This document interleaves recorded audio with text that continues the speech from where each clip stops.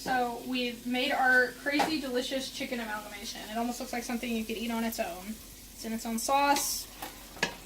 You know, I added some soy sauce, you know, did all kinds of other things, and it's delicious looking. I've turned down the heat just so that, you know, I can get this part going. So next thing you need to do is add your vegetables. And you just pour it on in there. And if you have too many, I mean, you can remove them at this part or at this juncture, but it's up to you. And I'm not really like too fond of like frying all this stuff. I just let this stuff boil with the crazy like broth that I'm going to create with it. And so this is where you get your purified drinking water, or your just purified water. Oh no, things are falling. And on the box, this is where you follow. It says 1200 milliliters. I go with the milliliters and not the cups, because usually the cups that it suggests, for whatever reason, is going to be more water than 1200 milliliters. At least that's what I've noticed. When it says for half-pack cooking, pay attention to this. Most people don't realize this. You don't use 600 milliliters of water and just half it. It says for half-pack cooking, so just one block, use half amount of ingredients with 2 3/4 cups or 660 milliliters of water. Just make sure you follow that. A lot of people don't. So, we're going to put 1200 milliliters in.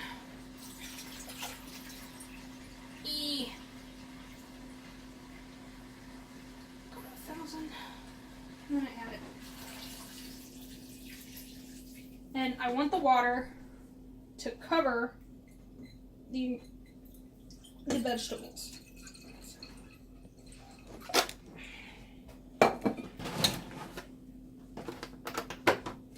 So, yeah, I'm at the right amount. Turn up the heat to high, back to high. Add the rest of the water. And as you can see, my water covers my vegetables. That's the important part, is that I like a vegetable heavy curry. I don't need a lot of sauce, you know. I want to make a stew. I want it to be thick. I want it to be good. And if you do this, it'll end up really good, I promise. So just stir it up, kind of push. If you think this is too much, you can remove vegetables. Or you can just add water, and then, like I said, if you have another block, you can just add it until it's thick. But for now, I'm just going to stick with what we have. Some of the vegetables will shrink, and so if it's poking up at, you know, above like this, it's not a problem. But hey, look at that water. It's not clear, is it?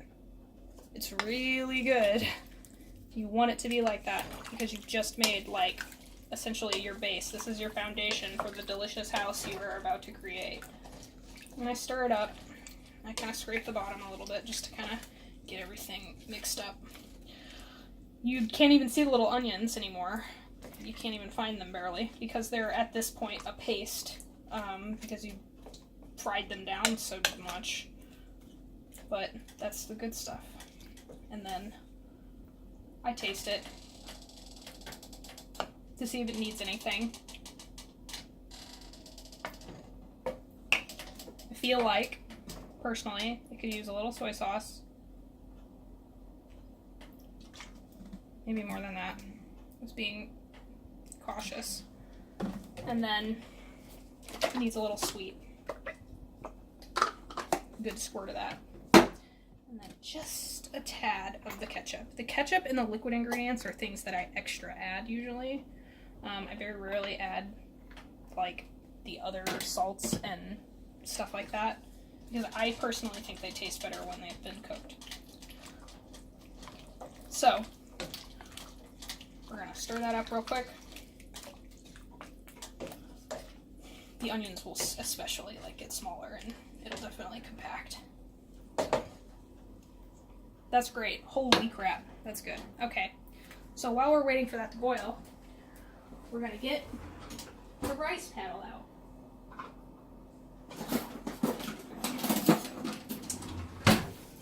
when your rice is done, you need to stir it.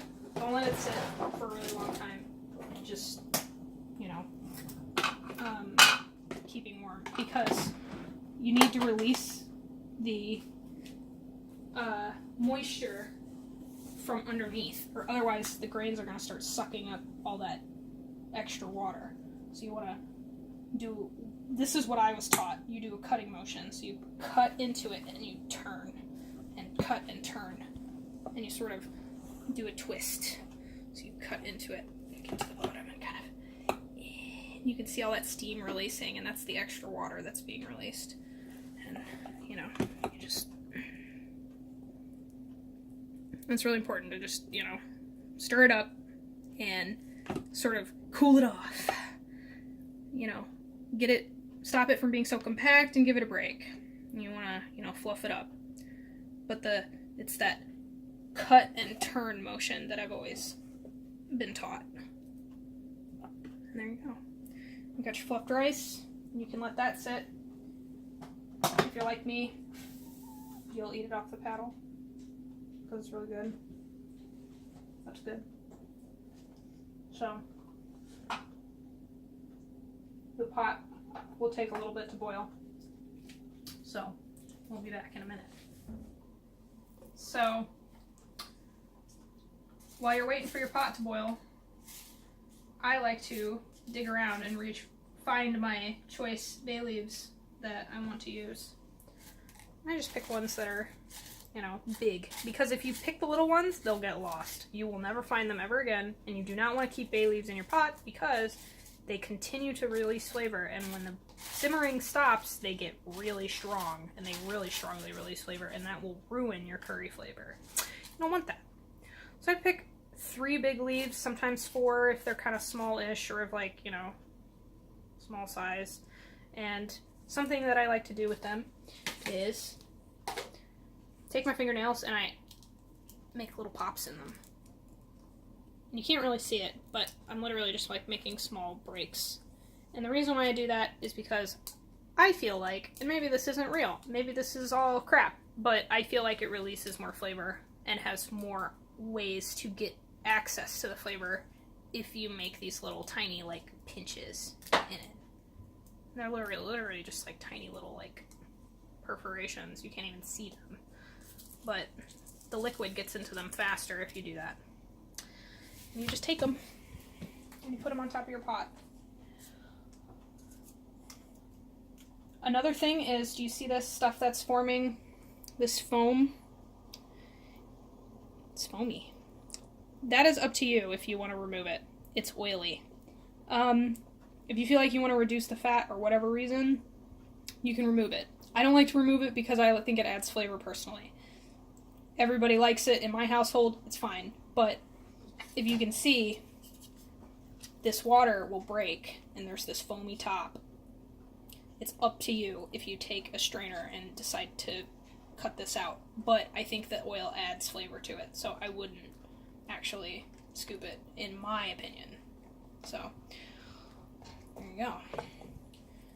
So, real quick, and I'm not going to show you bringing it up to a boil, because it's just going to come up to a boil. You know what boiling looks like. If you don't, why are you cooking? So, on the box, it says, simmer until ingredients are tender, approximately 15 minutes. In here, it says reduce heat, cover. Not all boxes say cover. Some of them, they don't want you to cover it. This one, they want you to cover it. So cover that pot, okay, with a lid. Always pay attention to this. These are just little things. Do not, boil it for longer than 20 minutes. 15 minutes is all you need. If it didn't boil right, or, your potatoes are still appley, or your carrots are not soft, do it for an extra 5 minutes. Don't boil. You bring it to, a simmer, which is going from high heat and down to like 5 or 4, or just medium heat is what I bring it down to. So, just be sure to follow that. All right.